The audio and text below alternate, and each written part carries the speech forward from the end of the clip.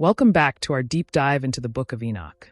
If you haven't seen parts 1 through 3 yet, make sure to check them out before diving into part 4, where we explore chapters 83 to 90. These chapters present a profound, eye-opening journey through apocalyptic dreams and visions that not only reveal divine justice, but also uncover the cosmic struggle between good and evil. Enoch, the prophet, foresees a catastrophic flood meant to purify the earth, a flood rooted in both human sin and celestial rebellion. Fallen angels, the Watchers, descend to corrupt humanity, creating violent giants and distorting the natural order.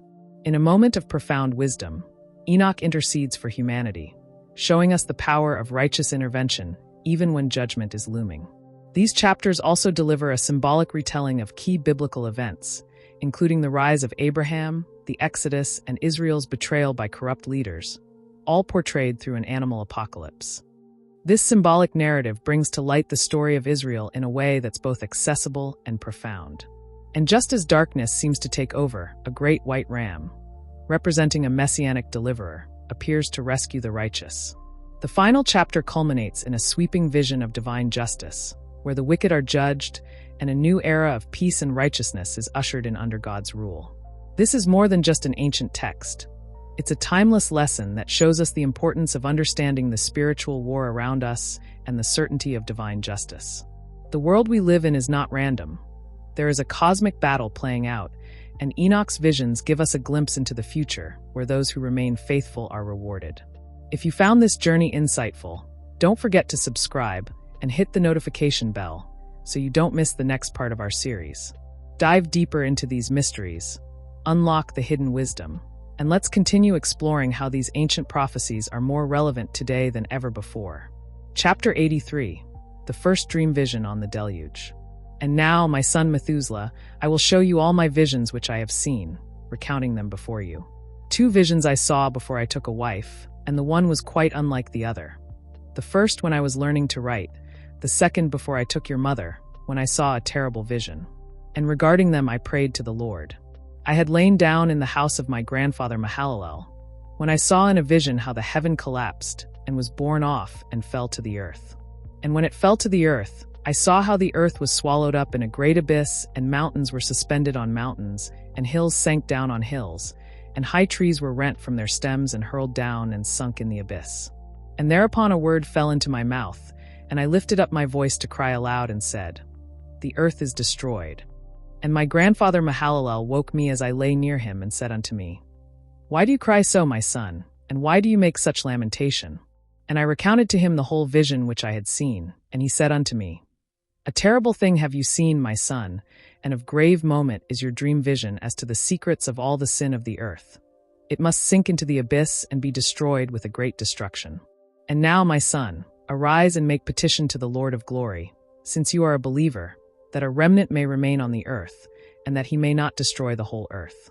My son, from heaven all this will come upon the earth, and upon the earth there will be great destruction." After that I arose and prayed and implored and besought, and wrote down my prayer for the generations of the world, and I will show everything to you, my son Methuselah. Chapter 84, Enoch's prayer for the earth.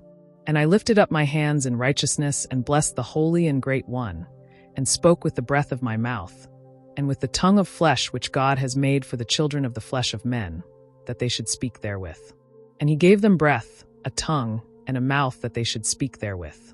Blessed be you, O Lord, King, great and mighty in your greatness, Lord of the whole creation of the heaven, King of kings and God of the whole world. And your power and kingship and greatness abide forever and ever, and throughout all generations your dominion. And all the heavens are your throne forever, and the whole earth your footstool forever and ever. For you have made, and you rule all things, and nothing is too hard for you. Wisdom departs not from the place of your throne, nor turns away from your presence. And you know and see and hear everything, and there is nothing hidden from you, for you see everything. And now the angels of your heavens are guilty of trespass, and upon the flesh of men they brought the wrath of your judgment. And now, O God and Lord and great King, I implore and beseech you to fulfill my prayer, to leave me a posterity on earth, and not to destroy all the flesh of man, and make the earth without inhabitant, so that there should be an eternal destruction.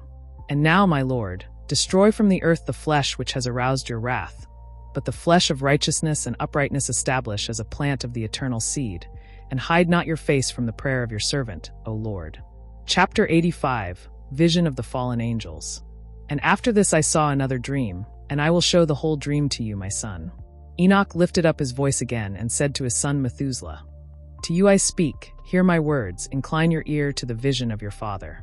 Before I took your mother Edna, I saw a vision on my bed, and behold, a bull came out of the earth, and that bull was white. After it came a heifer, and with the heifer came two bulls, one black and the other red.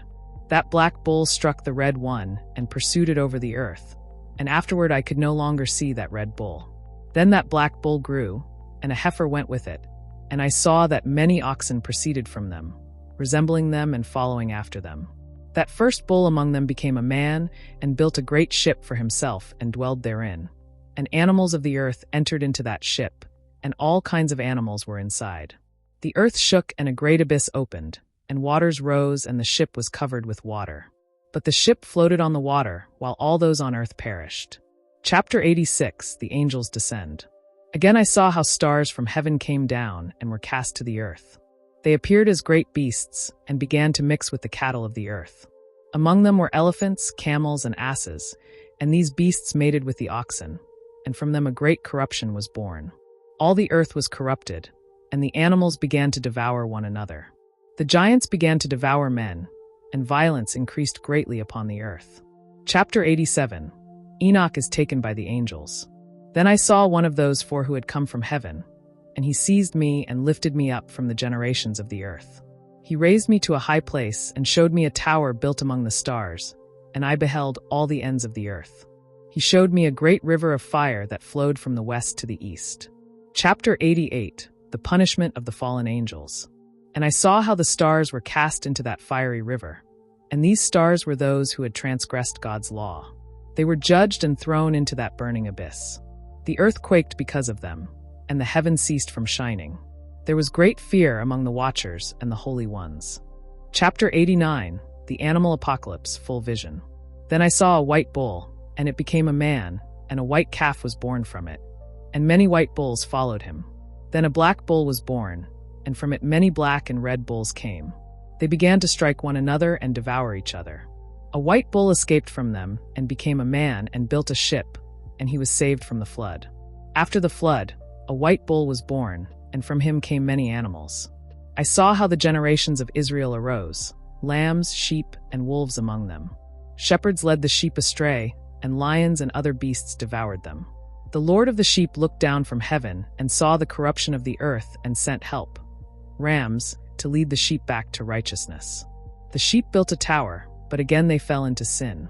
70 shepherds were appointed to watch them, but they led them astray. The sheep cried out, and the Lord heard them. He called the shepherds to judgment for destroying more than they were allowed. The Lord sent a great white ram, and it opened its mouth and spoke to the sheep and led them. Then all the sheep were gathered and placed in a beautiful house. The old house was torn down, and a new, greater house was built in its place. The wild animals were judged, and a sword was given to the sheep to strike them. The Lord sat on his throne, and the books were opened. Judgment was passed on the shepherds and the beasts, and they were cast into a fiery abyss. A new era of peace came upon the earth. Chapter 90, Judgment and the New Jerusalem. And I saw until a great white throne was set up, and thereon sat the Lord of the sheep. The former heaven passed away, and a new one was made. The Lord of the sheep rejoiced greatly, and all the sheep were righteous. The wolves and beasts were gone. The vision ended, and Enoch wept with joy. He blessed the Lord of glory for revealing such things to him, and wrote everything down for the future generations who will live in righteousness. Chapters 83 to 90 of the Book of Enoch serve as one of the most powerful prophetic sections of the entire text, offering a breathtaking glimpse behind the veil of human history and into the spiritual forces shaping our world. These chapters are not just stories. They're coded revelations of divine justice, human responsibility, cosmic rebellion, and the ultimate hope for redemption. We begin with Enoch receiving two disturbing dreams, warning of a catastrophic flood. But this flood is not merely a punishment for human wickedness. It is a direct consequence of a celestial rebellion. Fallen angels, known as the Watchers, descend from heaven, violating divine law and corrupting creation. They introduce forbidden knowledge to humanity and even produce hybrid offspring, the giants, who bring chaos and violence upon the earth. These events force us to consider, could many of the problems we face in the world be rooted in unseen, spiritual causes? Enoch doesn't stand by idly. He prays and intercedes for humanity. His prayer is a reminder that even when the world is falling apart, the voice of the righteous still reaches heaven. This moment teaches us about spiritual courage and the power of standing in the gap for others, even when judgment seems inevitable. Then comes one of the most astonishing parts of the book, the animal apocalypse in chapters 85 to 90. This vivid vision portrays the entire history of humanity, especially Israel, through animals. Bulls become symbolic of early patriarchs like Adam and Noah. Sheep represent the faithful. Wild beasts and birds symbolize oppressive nations and corrupt rulers. This ancient parable-like vision gives us a bird's-eye view of biblical history, including the call of Abraham, the exodus from Egypt, the giving of the law, the building of the temple, and its ultimate destruction due to spiritual corruption. But it doesn't stop there. As chaos and oppression mount, a glorious white ram appears, a messianic figure who leads the faithful sheep to victory and restoration. This is no ordinary story. It is a spiritual roadmap showing that while injustice and betrayal may dominate for a time, a divine deliverer will rise to restore order. It points to a coming age when God himself will intervene, judge the wicked, and establish a kingdom of righteousness. Chapter 90 ends with a final transformation. The destroyed world is rebuilt. The temple is restored. A white bull, symbolizing a renewed, transformed humanity, is born, signaling a new beginning under God's direct rule. This powerful vision mirrors the end times promise found across many ancient scriptures. The hope of a new heaven and a new earth, where truth, peace, and divine order will reign forever. What do we learn from all this? That history is not random. The battle between light and darkness is real. Hidden forces influence our world more than we realize. But most importantly, the Book of Enoch tells us that righteousness, faithfulness, and prayer matter deeply, and that God's justice is not delayed but precisely timed. These chapters are a spiritual alarm clock, waking us up to the deeper reality behind what we see, and calling us to align with the coming kingdom of light. Don't forget to join the family. Stay blessed.